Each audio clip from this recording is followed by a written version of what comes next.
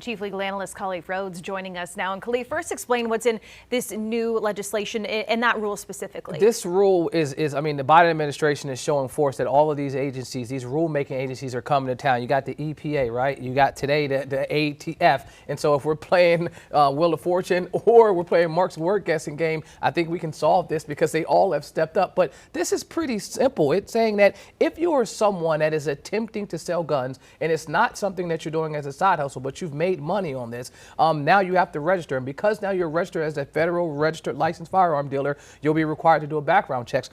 That does close the gun show loophole, and it closes a lot of other loopholes. And folks have to remember that most of the time legislation in the rulemaking process happens as a reactive process. What reaction did we have? First, we have our Second Amendment, which folks think can't be touched. Then you had the Brady bill when the individual was shot, as the press secretary. And that happened in the 80s. And folks forget, before the Brady bill, there was really no restrictions. But that was solely targeted at like brick and mortar locations. But what didn't we have in the 80s? The internet. We didn't have Facebook Marketplace where you're going hand to hand and selling guns. And so it took, 30, 40 plus years now for the government to catch up. That's what they're doing. They're catching up to how folks sell guns today. They're saying 1 in 4 guns are sold at a gun show or at a secondhand market. And so it's not a brick and mortar place. And those guns are going around what the Brady rule was supposed to stop happening. Always going to find a loophole and get it into the hands some ways. But how have gun shows like this been able to operate without doing the background checks for so long? I mean, there was nothing there to stop them. I mean, prior to the Brady rule, the Brady rule required that you do a background check to ensure that the person had no mental health issues,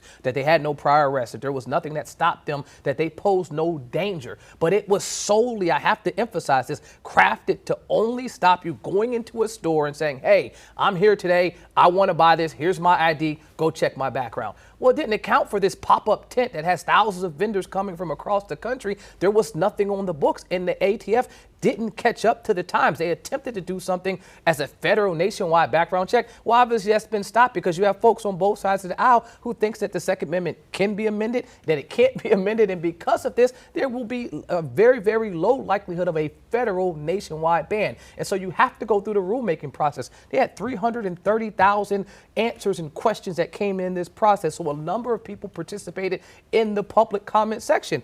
It obviously had support, bipartisan. Tom Tillis seems like he doesn't support it now, but it had about 16 or 17 Republicans sign on. So it was bipartisan support for this to go through. Well, speaking of that, what kind of legal challenges do you see happening and how do you see them playing out? The challenges could be that it's overreached by this administration, but you got to remember, this is the ATF is doing the work that committee challenged them and charged them to do. The committee, that bipartisan committee said, come up with a solution, come up with a policy that can help us get our organizations and our communities safer. This was the recommendation. Then the ATF went out there and did it. And it had the public policy portion. And so if you go attempt to challenge it in the court will say, well, did they do all the things they were supposed to do? They'll check that box and say, yes. What will ultimately happen if folks are outraged by this, they'll go and vote a different administration in there, and that other administration can direct the ATF to do something different. But then that rulemaking process will, again, take 1.5 years or 2 years to see. And the gun lobby, the NRA, has taken a little bit of a hit recently, so the power of them is not quite as much as it was in the recent years. It isn't. And what you're seeing is the ATF is taking this big hit. You're seeing a lot of other smaller groups that were in the background now stepping up. So as I watched the whole rundown of all the shows,